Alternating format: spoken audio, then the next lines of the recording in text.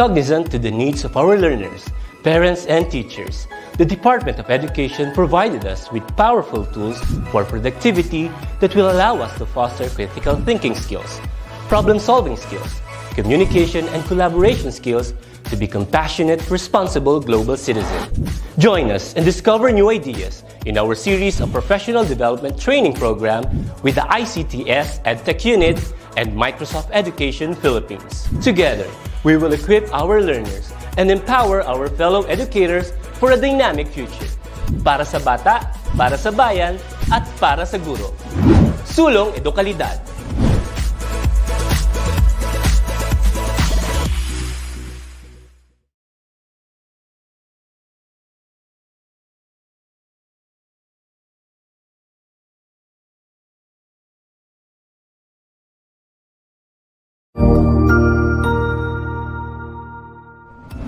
Magandang araw, Sir Wilbur po, at your service. Narito ang ETUlay upang gabayan ka sa inyong pag-aaral upang lubos na maunawaan ang iba't ibang paksa o subject. Ang ETUlay ay isang free online tutorial class na pinangungunahan ng ICTS Educational Technology Unit sa pamumuno ni Undersecretary Elaine Del B. Pascua.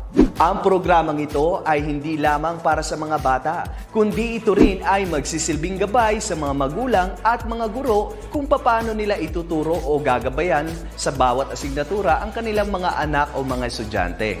Sa kasalukuyan, ang self-learning module mula sa rehiyon ng Calabarzon at kilala sa tawag na pivot ang ginagamit sa ating ETUlay online class. Kaya ano pang hinihintay ninyo? Ihanda na ang inyong mga ballpen o lapis, papel o kwaderno at samahan kaming itulay ang pagkatuto para sa bawat batang Pilipino. Sama-sama tayong magtutulungan para malampasan ang mga hamon sa panahong ito. Halina't matuto kasama ang inyong online tutor sa oras na ito.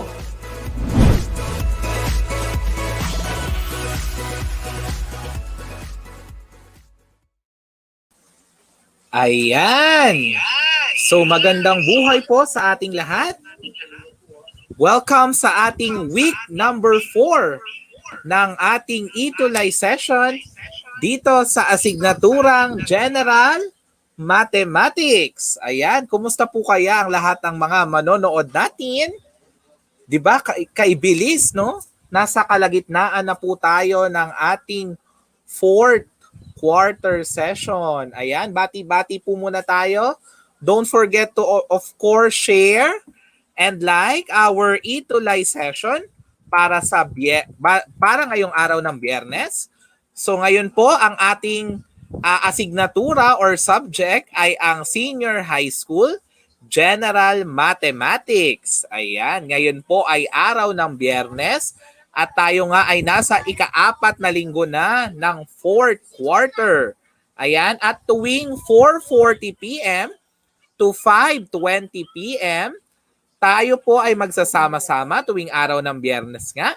At ako po ang inyong mga kasama, ang inyong tutor Romel, para sa asignaturang General Mathematics. Ayan, live po tayo ha, sa DepEd Edtech Unit FB page, sa DepEd Edtech Unit YouTube channel, sa DepEd Philippines YouTube channel, sa DepEd TV YouTube channel, at sa FB page ng DepEd tayo. Ayan, please do show your support by liking and sharing our tutorial session. At sigurado na marami po kayong matututunan ngayong araw na ito. Ayan. So habang naghihintay tayo sa mga magpapabati, ayan, so tingnan na natin kung ano ang ating pag-aaralan ngayong hapon na ito. Ayan, so ngayon po ay nasa General Mathematics nga po tayo. 4th quarter, week number 4. Ayan, tayo po ay mag-aaral ng patungkol sa stocks and bonds. So ngayon po ay June 11, 2021. So talaga naman, mag-comment naman po dyan ang ating mga manonood ngayong araw na ito. Huwag na po kayong mahiyang mag-komento. Ayan, so habang hinihintay po natin sila, ayan, so tayo po ngayon ay magpo-proceed na sa ating, ano ba ang ating mga expectation ngayong araw na ito. Ayan. So at the end of our learning episode, you are expected to, okay, number 1, to define stocks and bonds. Okay?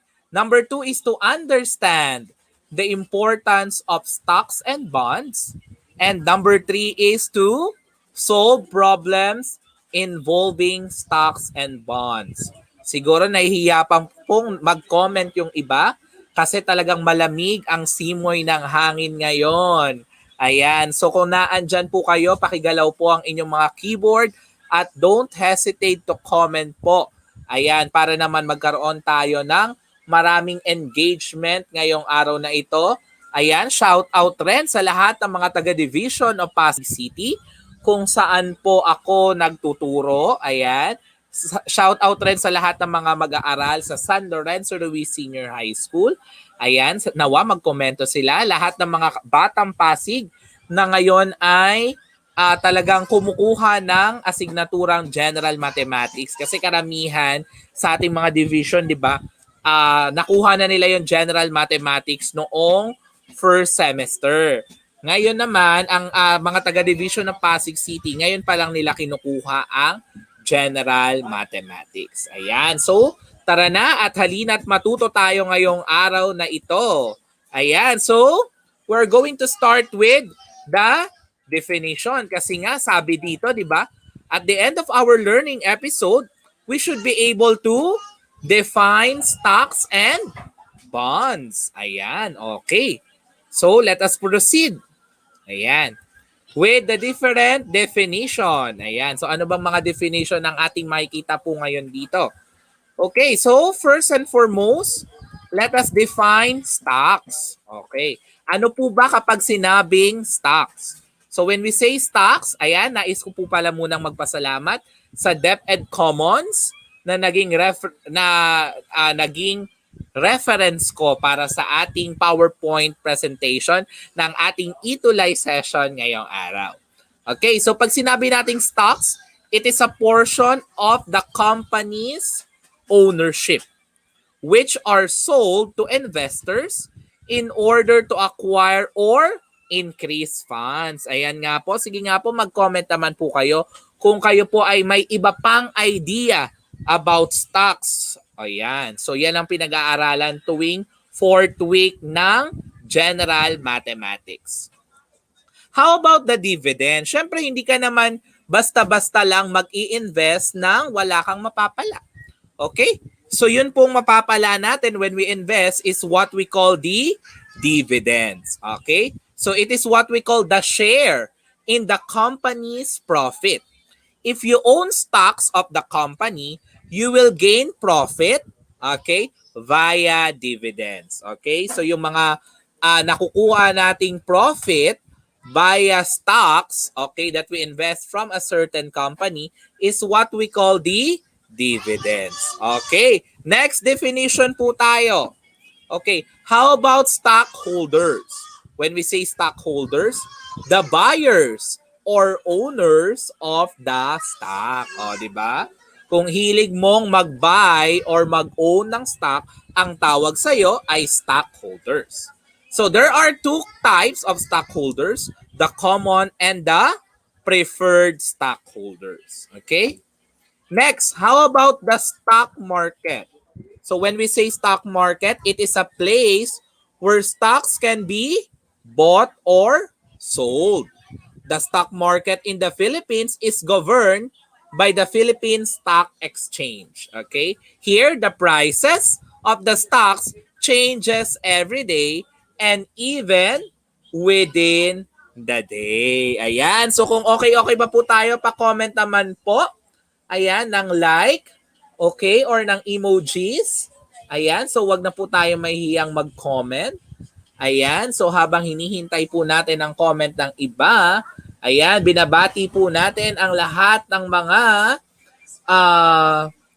nanonood po sa atin ngayon via FB Live nga po ng DepEd Edtech Unit. I guess live rin tayo sa DepEd Tambayan. Ayan, and live rin tayo of course sa YouTube page or YouTube channel ng DepEd Philippines. at ng DepEd TV at ng FB page po ng DepEd tayo. Okay, ayan, mag-comment naman po tayo. Okay, don't forget to react if you have question or concerns or queries.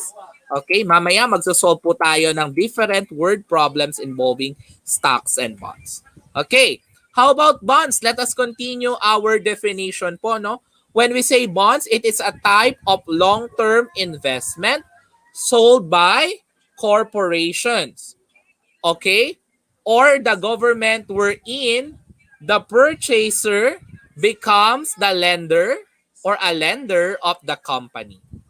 They basically lend money to the company, and after a certain period of time, the company will give it back with interest. Okay. So ano pa po kaya ang mga susunod po nating mga definitions? How about the issuer or the issuer? Okay? Ay, ayan, lumabas na. Ayan. So when we say issuer, it is the company or government body that sells bonds. So, hindi lang pala company ang pwedeng magbenta or mag-sell or to sell bonds, no? Pwede rin mga government body. Okay. How about the coupon? Okay, when we say coupon, this is the annual interest that the purchaser gains from the issuer. Okay? Next definition is the coupon rate. Okay, paano naman po or ano naman po ang ibig sabihin ng coupon rate? It is the yearly rate of interest that the issuer offers to the bond buyers. Okay? O, di ba? As of now po ba, marami na po ba tayong natututunan? Ayan, sa mga nanonood po ngayon, don't forget to comment and share our live ETUlay session po ngayon. Ayan. So ano po bang mga elements natin in computing for stocks? Okay, so when we are computing for stocks, ano po yung mga kailangan natin? Unang-una is the dividend. Okay, it is the share of stockholders from what? It's from the company's profit. Okay? Next, when we say market value, it is the current price of a stock at which it can be purchased in the stock market. This changes every day or within a day. Para na-define na natin to kanina, no? Okay, next. Next is we have the stock yield ratio. How about the stock yield ratio? It is the quotient. Ayan, no? Meron na tayong word na quotient. And when we say quotient, no, the operation here involved is division. Okay, the quotient of the annual dividend per share and the market value per share. Okay. Next, how about par value? It is the per share amount. Conversely to market value, this is established by the company and it remains the same over time. Okay? Okay, ready na po bang compute ang ating mga viewers po kaya ngayon? Comment na po kayo, pabate, pa-shout out. Sige po. Tingnan po natin. Kapag may oras pa mamaya, isa-shout out natin ang bawat isa sa inyo. Okay, but let us have the following formulas. Okay, so what are the formulas that is involved in stocks and bonds? Okay, so let us have the first formula, the dividend per share. Okay, so when we say the formula for the dividend per share, the formula is the total dividend divided by the total shares. Okay, once again, the formula for the dividend per share is given by the total dividend divided by the total shares. Okay, next, how about the dividend? Okay, so when we say the dividend, the formula is the product of, it is computed using the formula, the product of the dividend percentage times the par value times the number of shares. Once again, when we are computing for the dividend, okay, the formula is the dividend percentage times the par value times the number of shares. Okay, next naman po tayo. Ano naman po kaya ang ating next formula? The next formula is what we call the formula for the stock yield ratio. Ano naman po ang formula natin for stock yield ratio? It is the dividend per share divided by the market value. Once again, the formula for stock yield ratio is given by the dividend per share divided by the market value. Okay, next naman po tayo. Okay, so we are now going to proceed to the different example. Magsosolve na po tayo. So ihanda na, katulad ng sabi ni Tutor Wilbur, ihanda na ang inyong lapis at notebook at ballpen. Okay? And of course, hindi naman natin kayo pagbabawalan na gumamit ng calculator. Okay? So ihanda ng inyong mga lapis, ballpen at notebook. Let us try to solve the following problems or example involving stocks and bonds. Okay? So for our example number 1, we are asked to find the stock, okay? Find the stock yield ratio if the dividend per share and market value of the stock is equal to 0.7 pesos and 5.21 respectively. Tingnan nga po natin, ano po kaya ang formula na gagamitin? Sige nga po, maghihintay po ako ng 1 minuto. Ayan. Pa-comment naman po kung ano po kaya ang formula na ating gagamitin. Ayan, in order to determine our answer for question number 1. Again, the problem is find the stock yield ratio if the dividend per share and market value of the stock is equal to 0.7 and 5 pesos and 21 centavo respectively. Okay? Tingnan po natin. Ayan. Okay, may nag-comment na ba? Tingnan natin. Okay, so far wala pa. Ayan. Okay. Ayan. So, once again, our given are, ano po, the dividend per share, no?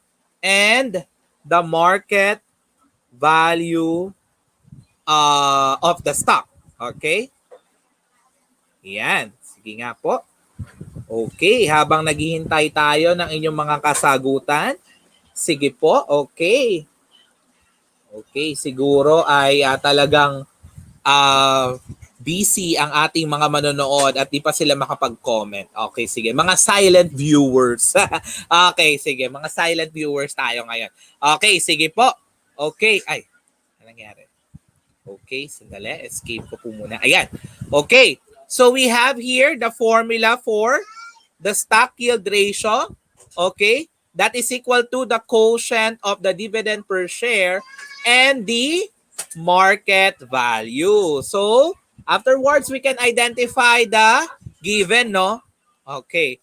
So, we are asked for the stock yield ratio. That's why we're going to use the formula for stock yield ratio. Okay? Okay, sige. Tingnan natin kung ano ang ating mga given. Sige nga po. Okay, so, for our dividend per share, we have 0.7 pesos. And for our market value, we have a given at 5 pesos and 21 centavos. Okay?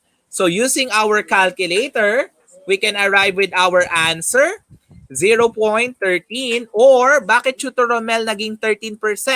Because the percentage form of 0.13 is 13%. Ayan. Sa ating mga silent viewers, mag-comment naman po kayo dyan para na maramdaman ko ang inyong mga presence. Okay? Don't forget also to react or to raise your concern. Andyan ang ating mga comment box sa ating FB page at sa ating YouTube. Ayan, wag na po kayong mahiya. Okay, so of course, don't forget our what? Our conclusion, no? Therefore, the stock yield ratio is equal to 0.13 or 13%. Ayan, may natutunan po ba sa ating example number 1? Don't hesitate to post your comments, your reaction. Okay, and yung mga pa-shoutout nyo na rin, sige na, pagbibigyan ko kayo ngayon. Okay, para lang hindi kayo maging silent viewers. O, di ba? Okay. Sige po, manood na po tayo ha. Okay, so let us have example number 2. Okay. So let us find the dividend per share if the total dividend is 55,000 and the total number of shares in the company is 900. Ayan, okay. Nandito na ang isa sa mga active students ng San Lorenzo Ruiz Senior High School, Daichi Audrian Juchel M. Vallejo. Congratulations pala, Daichi, for gardening or garnering with highest honor award. O, di ba? Talagang nakaka-proud ka bilang isa sa iyong mga kapamilya sa San Lorenzo Ruiz Senior High School at isa ka rin sa ating mga active na mga tumututok dito sa ating ETUlay session. Maraming salamat, Daichi, and don't forget to share our live for today. Okay, so we are down once again. Balik na tayo dito sa ating example number 2. Find the dividend per share. If the total dividend is 55,000 and the total number of shares in company or in the company is 900. Ano kaya ang ating formula na gagamitin dito? Ayan, tara mag-usap na lang tayo, Daichi. Okay. Ayan. And syempre, iniimbitahan ko rin yung ibang mga manonood. 'Di ba, sa iba't ibang mga platform natin, no? Na mag-comment na po kayo at wag na pong mahiya. Okay. So what will be our formula to be used? Okay, based on our previous slide, when we are looking for the dividend per share, what's the formula? Okay, so the dividend per share formula is equal to the total dividend divided by the total shares. Ayan, so sabi ni Daichi Vallejo, ayan, ang sagot niya ay 61.11. Okay, tingnan natin. Okay, so we have here our given total dividend at 55,000. Tingnan natin. Ayan. Okay, so, ayan, tama rin, no? Nag-post na rin ang kanyang formula. Si Daichi, ayan, total dividend nga raw divided by total shares. Ayan. And of course, the dividend per share is equal to, of course, our given total dividend is at 55,000. And the total number of share is at 900. Okay? So, therefore, ayan, tama ka, Daichi. Congratulations. Our dividend per share is equal to 61 pesos and 11 centavo. Thank you very much, Daichi. Ayan. So, nawa mag-comment rin po ang iba ng kanilang mga sagot. Talagang yung iba dito sa atin ay mga silent viewer ngayon. Ayan. So, talagang dinadama nila ang maulan na panahon kasi maulan dito ngayon sa Pasig. So talagang dinadama ang maulan na panahon habang nanonood sa ating ETUlay session. Ayan. So buti nandito si Daichi. Ayan, of course. Therefore, the dividend per share is equivalent to 61 pesos and 11 centavos. Okay? So let us proceed to our next example. Ayan. So we are asked to find the dividend naman po. Okay? So let us find the dividend if a shareholder owns 150 stocks with a par value of 425 pesos and the dividend percentage is equal to 2%. Ayan. Ano naman po kaya ang ating formula na gagamitin, no? In order to solve this problem. Noong nakaraan, medyo marami tayong mga formula sa annuities. Ngayon, parang mga simple ang ating mga formula. So, please do comment. Ano kaya ang formula natin? Okay. What is us here is the dividend, no? We are asking for, or the problem is asking us to solve for the dividend. Okay. Ano po kaya ang ating mga given po dito? Okay. So we have the shareholders who owns 150 stocks, par value at 425, and the dividend percentage at 2%. Ano kaya ang gagawin natin sa tatlong given na ito para ma-identify natin ang dividend or in order for us to solve for the dividend? Sige nga po, okay? Huwag na pong mahiyang mag-comment ng inyong mga sagot. Ayan, nag-comment na si Daichi. Sabi niya, okay, the dividend is equal to the dividend percentage times par value times number of share. Tingnan natin. Ayan. Thank you very much, Daichi. Tama po ang iyong sagot. Dividend percentage times par value times the number of shares. Okay? So the operation here is multiplication. Okay? Thank you, Daichi. Ayan. So, what are we going to do? We are just going to multiply our given. So the dividend percentage is given by, Tutor Romel, saan galing tong 0.02? Di ba po, remember, ang decimal form ng 2% ay 0.02. Just move the decimal point to the left 2 times. Okay? So we have 0.02. Saan galing si 425? It's in the given. Okay? The par value daw is 425. And of course, we also have our 150, which is the number of shares. Okay? Kasi sabi, shareholder owns. So the number of shares owned by the shareholder is at 150. Okay? And getting the product, ano po kaya ang sagot natin? Ayan, sige po. Okay, sabi ni Daichi, ang sagot ay 1,275. Tingnan po natin. Okay, so the dividend is equal to 1,275. Ayan, maraming salamat po, Miss Daichi, at sa lahat ng ating mga silent viewers ngayon. Ayan.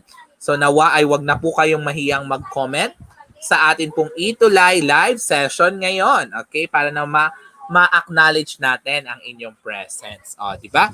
Okay.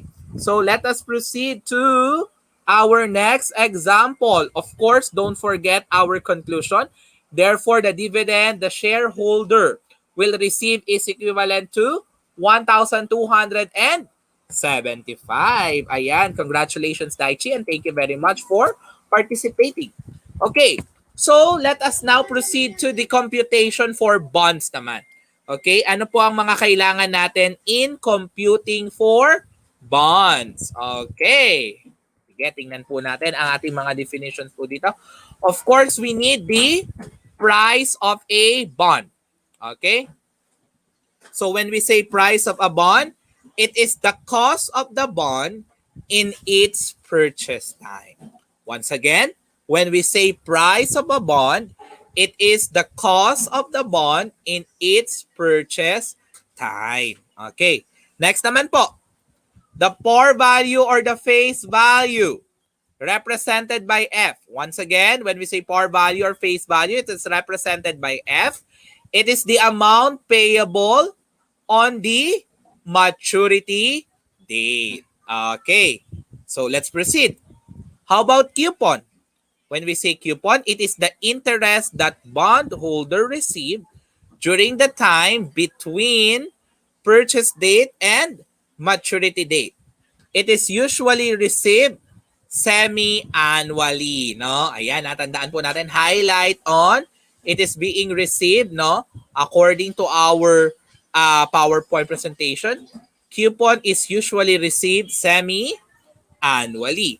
Okay, next, how about the coupon rate?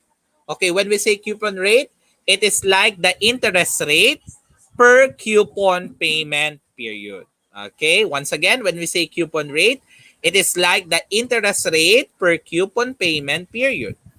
Okay, and we also have here the definition for the term of a bond. It means how long in number of years is the bond purchased and redeemed. Okay, ano naman po kaya ang ating mga formulas? Okay, what are our formulas that is being involved or associated in bonds. Tingnan po natin. Sige po, mag-comment rin po kayo kung meron po kayong mga alam na mga formulas that is being associated in bonds. Okay. So the first formula that we're going to reveal here is the formula for the annual amount of coupon. Okay. So what's the formula for the annual amount of coupon? It is given by the face value times the coupon rate. Okay. So once again, when we are using for or when we are solving for the annual amount of coupon, the formula is the product of the face value and the coupon rate. Okay. Next naman po, when we have the coupon payment, ano naman po kaya ang formula natin for the coupon payment? Okay? So when we say coupon payment, the formula is the principal interest, okay, divided by the frequency in a year. Okay? Once again, the formula for coupon payment is the principal interest divided by the frequency in a year. Okay. Next. Okay. So, let us have the following examples. Ano naman po kaya ang mga examples natin na nandito? Ayan, so comment na po tayo ng ating mga kasagutan. Okay, so for our example number 1, okay, so we are asked to find the amount or what is the amount of the semi-annual coupon for a bond worth 30,000 that pays 5% payable semi-annually for its coupon. Okay? Once again, what is the amount of the semi-annual coupon for a bond worth 30,000 that pays 5% payable semi-annually for its coupon? Okay, sige nga po, maghintay ulit ako ng 1 minuto. Ayan, wait po tayo ng 1 minute. Okay? So what do you think is the answer or the formula to be used here? Okay? Parang nandito yan sa formula natin, no? Ayan. Ano kaya dito sa dalawang formula na ito ang gagamitin? Ayan. So once again, what is the amount of the semi-annual coupon for a bond worth 30,000 that pays 5% payable semi-annually for its coupon? Ayan, tingnan po natin ano po kaya ang mga sagot ng ating mga manonood. Ayan, ayan, sabi ni Daichi, the formula is face value times rate divided by 2. Ayan, ready na ba tayo mag-reveal? Reveal the answer na ba? Reveal. Okay, let us now reveal our answer. So we have the annual amount of coupon, okay, is equal to face value times the coupon rate. Okay? So we have the annual amount of coupon at 30,000 times 0.05. Okay? Sabi ni Daichi, meron pang divided by 2, no? Okay. So bakit kaya may divided by 2? Sige nga, Daichi, why do you think there is a divided by 2? Saan kaya natin nakuha yung divided by 2? Ayan, while waiting for Daichi and the others to answer, ayan na. Okay, tama naman yung formula ni Daichi. May divided by 2 talaga. Kaya lang tinatanong ko, saan galing si divided by 2? Okay, bakit po kailangan ng divided by 2? Okay, annual amount of coupon is equal to 30,000 times 0.05. The annual amount of coupon, of course, when we multiply this, okay, 30,000 times 0.05, that will be equal to 1,500. Now, saan galing to, Tutor Romel, si 0.05? Dito po, sa 5%. Because the decimal form of 5% is 0.05. Ayan, sumagot na si Daichi. Sabi niya, because it is, ayun, meron nang may nagparamdam pa na isa. Ayan, si Jefferson Viduya. Ayan, nabubuhay na sila. Yay! Thank you po. Sabi ni Daichi, because it is semi-annual, sir, meaning 2 times a year. Tama si Daichi. Tama rin si Jefferson and Binoya. It came from semi-annually po, sir. Ayan. Yan na. Nagigising na ang ating mga viewers. Hindi na sila silent viewer anymore. Not a silent viewer anymore. Okay. Sabi nga natin dito, semi-annual amount of coupon is equal to 1,500 divided by 2. Ayan, syempre hindi ko palalagpasin ng pagkakataon na ito na batiin ang ating ETUlay tutor sa Basic Calculus. Hello po, Sir Erwin C. Lugtu. Hello, sir, watching at home. Ako rin, sir, at home. ETUlay tutorial at home. Thank you, Sir Lugtu. Ayan. Okay. So let us continue. Once again, we divided by 2 dahil sabi nga ni Daichi at ni Jefferson Binuya, ito po ay semi-annually. Okay? So, our semi-annual coupon or the semi-annual amount of coupon is 750 pesos. Ayan. So, can we proceed now? React naman tayo. Okay, so we can now proceed to our next example. But before that, of course, we should not forget our conclusion, no? Don't forget the conclusion. Therefore, the semi-annual amount of the coupon is 750 pesos. Okay? So, next. Ayan. Ayan. ETUlay after bakuna. Okay. Hello sa mga na-vaccina na dyan. Okay. Number 2. Find the coupon payment for a bond amounting to 100,000 with a semi-annually compounded interest of 7%. Once again, I'm going to read it. The problem, find the coupon payment for a bond amounting to 100,000 with a semi-annually compounded interest of 7%. Ayan, tingnan po natin. Ano po kaya ang formula na gagamitin po natin dito? Huwag mahihiyang magsagot. Ayan, sige po. Ayan. Okay. So while waiting for your answer, ayan. Okay, tingnan po natin. Ayan. Okay. Tingnan po natin, meron na po ba mga sumasagot? Ayan.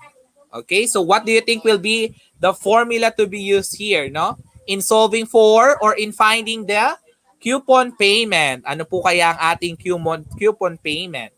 Okay, so in solving for our coupon payment, we have the formula principal times interest divided by the frequency in a year. Ayan, ano po kaya ang sagot dito? Okay, sige po. Ano po ba mga given natin? Okay. Bond amounting to 100,000. Ano kaya ito?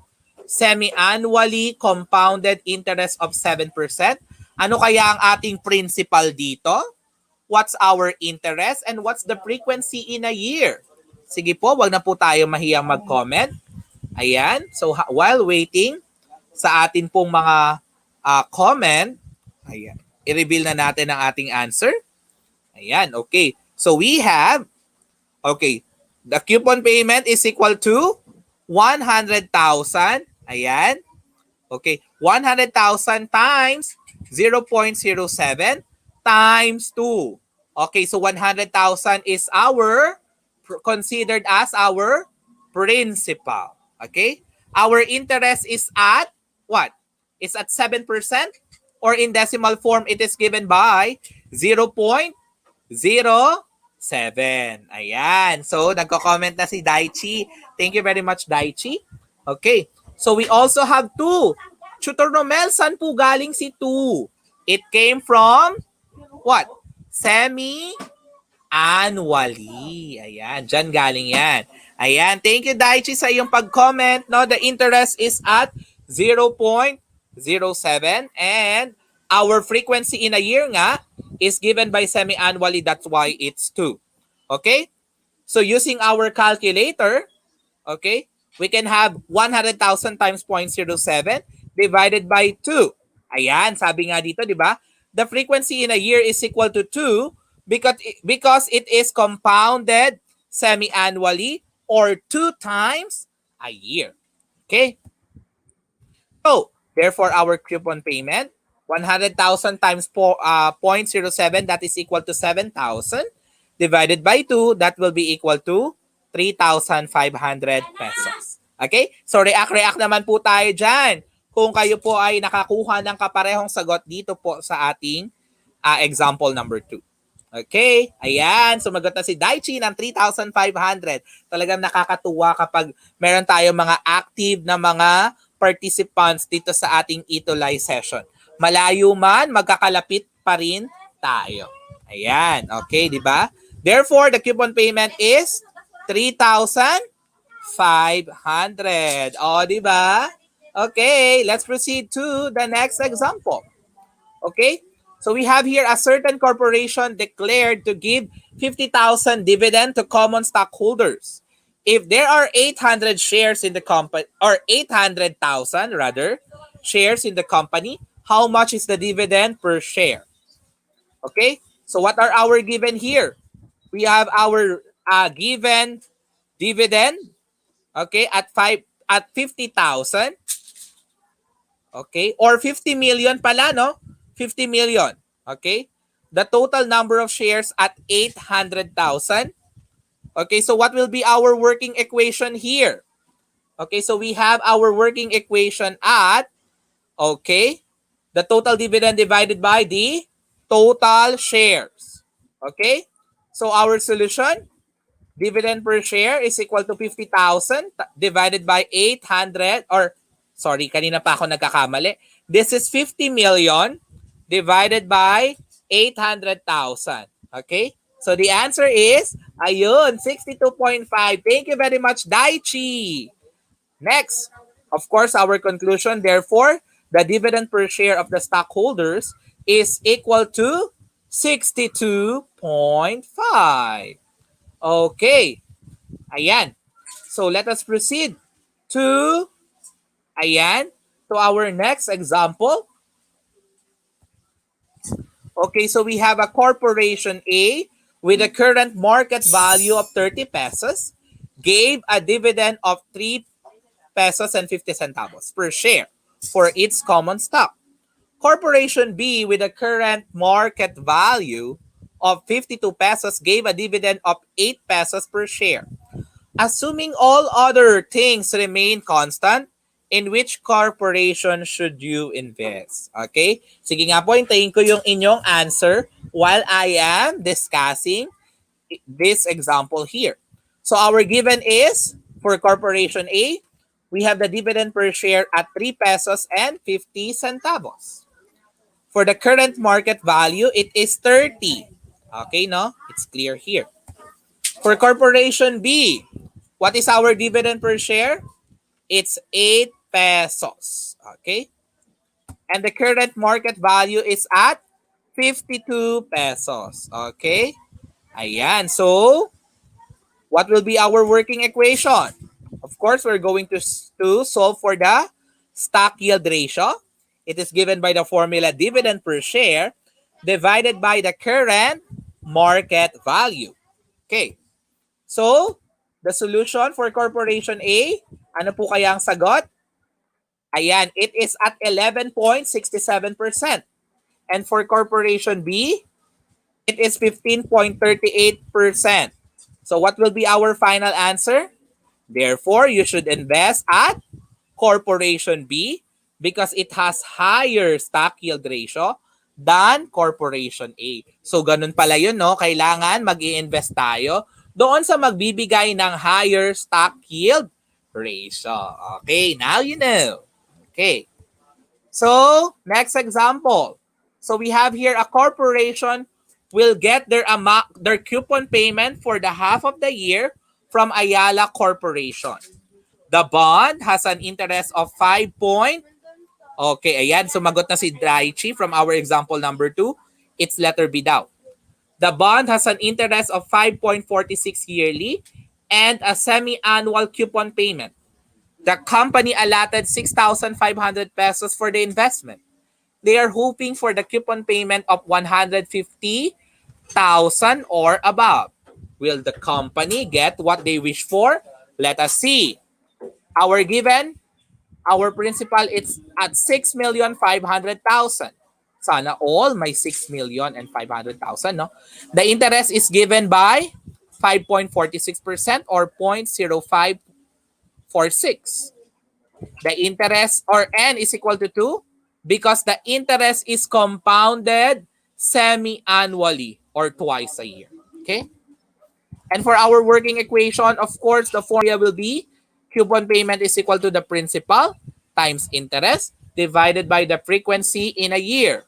So what will be our solution? Coupon payment is equal to 6,500,000 times 0.0546 divided by 2.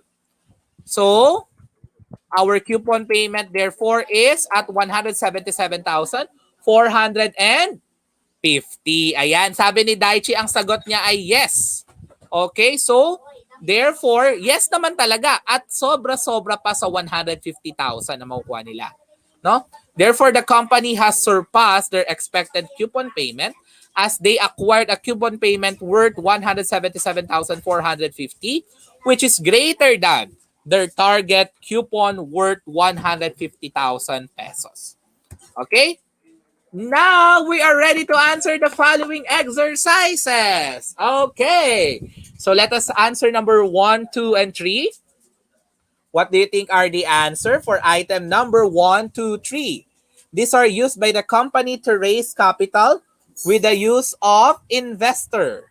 Letter A, lenders and borrowers. B, investors and companies. C, shares and equity. D, stocks and bonds. For item number 2, these are equities of a company that an investor owns. A, bonds. B, dividends. C, shareholder. D, stocks. And for item number 3, these are the holders of a stock. A, bonds. B, dividends. C, shareholders. D, stocks. Ayan na, sumagot na si Daichi for item number 1, letter D daw. Let's see. Correct. It's letter D. Item number 2 naman po kaya. These are equities of a company that an investor owns. Ano naman po kaya ang sagot natin dito? Ayan. So, medyo lumalagpas na po pala tayo sa oras. Okay? So, the answer here is letter D also. It's stocks. And for item number 3, ang sagot po natin ay letter C, it's the shareholder. The one that is considered as the holders of a stock, shareholder po yan. And for item number 4, 5, 6, ano po kaya ang ating mga kasagutan? This is for item number 4, this is where you can see the overall situation of the stock market. Ayan, sumagot na rin si Jefferson Biduya ng DDC. Thank you very much, Jefferson and Biduya, for watching and commenting. At nawa na share mo na rin ito. At tagasan kaya si Mr. Jefferson Viduya. Yan, for item number 4, the answer is letter D, index. For number 5, this is the excess income of a company that is shared with the stakeholders. Answer is dividend. Ayan, for mga item naman na may sagot na value or numbers, you can send your solution later to my FB account. Okay? Sasagutin ko yan mamaya. Okay? So for number 6, the answer is letter B, 750,000. Okay? I just need the solution. You can send it in my FB account na ipa-flash natin mamaya.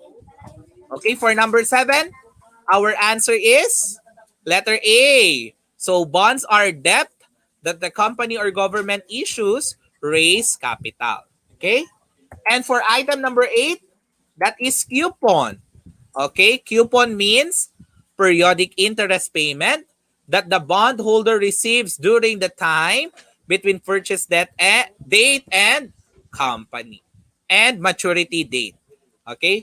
Once again, when we say coupon, these are periodic interest payment that the bondholder receives during the time between purchase date and maturity date. Okay? Next, for number 9 naman po, this refers to the time that the principal is held by the borrowers.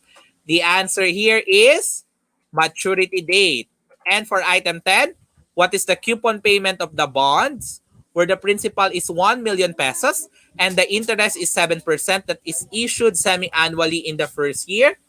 Okay, ayan, sumasagot rin si Daichi. talagang tuloy-tuloy ang pagsagot ng ating mga viewers. The answer in number 10 is letter A. Ayan. So, bago po tayo magtapos, iiwan ko po sa inyo ang statement na ito. Ang math, kayang-kaya. Tara at tutulungan kita, itulay natin ang edukasyon hanggang sa matuto ka at matuto tayong lahat. And lagi nating tandaan, tahanan, paaralan at komunidad, magkapit-bisig po tayo tungo sa kalidad na edukasyon ng ating kabataan. At ugaliin po nating bilangin ang ating mga biyaya upang tayo po ay laging masaya. Okay, so para po sa pagpapasa po ng ating output, okay, you can send it here in my Facebook page, Romel Jan Lampas Abalye, Sir Romel Jan Abalye. I also have my Twitter account at Sir Romel Jan, Wakelet account at Sir Romel Jan, and Laika account Sir Romel Jan and Sir RJ23. Maraming salamat po sa inyong pagtutok at sa pagtangkilik. Magkita-kita po tayo sa susunod na Biyernes muli. Napakabilis, nasa 5th week na po tayo ng 4th quarter next week. See you in our next session. God bless to everyone and to God be the glory. Bye-bye! Maraming salamat po!